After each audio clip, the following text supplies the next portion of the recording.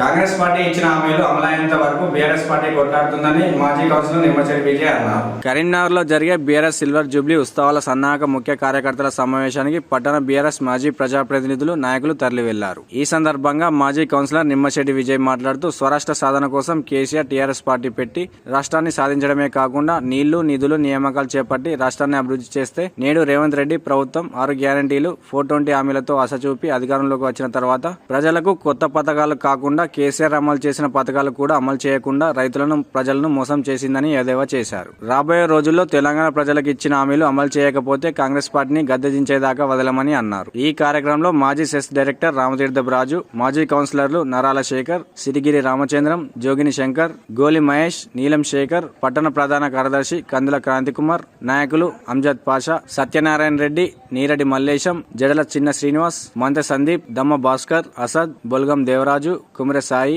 బొందిల సాయి, బండశేఖర్ తదితరులు ఉన్నారు. మరి ఆనాడు తెలంగాణ రాష్ట్రం కోసం ఏ విధంగా పోరాటం చేసినామో, మరి తెలంగాణ వచ్చినాక అభివృద్ధి ఫలాలు, సంక్షేమ ఫలాలు, నీళ్లు నిధులు నియామకాలు ఏ విధంగా చేసినామో మరి వాటన్నిటి కూడా క్లుప్తంగా వివరించడానికి మరి నేటి ప్రభుత్వం మరి అడ్డగోలు హామీలు ఇచ్చి అధికారంలోకి వచ్చినాక ఒక్క హామీ కూడా 6 గ్యారంటీలు కానీ 420 మరి హామీలను కానీ నెరవేర్చకుండా కాలయాపన చేస్తూ ప్రజలను ఇబ్బంది పెడుతుందో దానిపై మరి సన్నాహక సమావేశాన్ని ఏర్పాటు చేసుకోవడం జరిగింది. మరి పోరాటాలేమి బీఆర్ఎస్ కొత్త కాదు. కేసీఆర్ గారి నాయకత్వంలో మరి తెలంగాణ రాష్ట్రం ఏ విధంగా ఉండాలని దిశానిర్దేశం కూడా మరి ఆనాడు పార్టీ పెట్టిన సందర్భంగా కేసీఆర్ గారు రూపొందించడం జరిగింది. మరి ఈనాడు కాంగ్రెస్ ప్రభుత్వం ప్రజలను పీడించి సామాన్యులను జైల్లో వేసి మరి అన్ని లాఠీ రాజ్యాన్ని తెచ్చి ఈరోజు ఒక్క సంక్షేమ పథకాన్ని కేసీఆర్ అమలు చేసిన పథకాన్ని కూడా ఇక్కడ మరి ఈ తెలంగాణలో అమలు చేయడం లేదు. వారు ఇచ్చిన హామీలు కూడా నెరవేర్చలేదు. కాబట్టి రేపు రోజున భవిష్యత్తులో ఈ కాంగ్రెస్ పార్టీ గద్దె దించి మళ్ళీ బీఆర్ఎస్ పార్టీ అధికారంలో రావడం కొరకు మరి కార్యకర్తలంతా కూడా సమాయత్తమవుతున్నాం. ఈనాటి దిశానిర్దేశ కార్యక్రమానికి మరి తరలి వెళ్ళడానికి ఇచ్చేసినటువంటి మా నాయకులకు కార్యకర్త అందరూ కూడా పేరు పేరున ధన్యవాదాలు తెలియజేస్తాం.